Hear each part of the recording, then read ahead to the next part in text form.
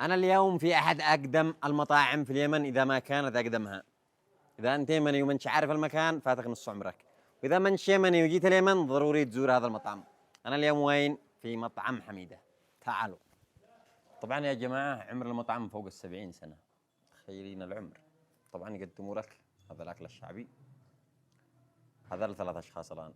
أهم حاجة الطبق الرئيسي عندنا إحنا اليمنيين اللحمة، أهم حاجة. نقول بسم الله. يا طعمها مثل اللحمة حق البلاد، هذيك البلدي هذه.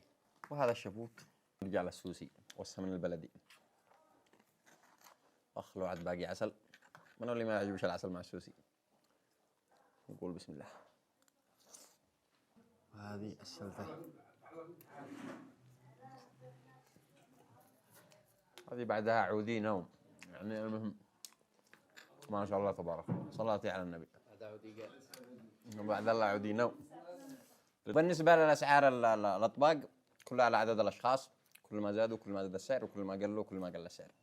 ومكانهم اللي مش عارف في شبام كوكبان. سلام.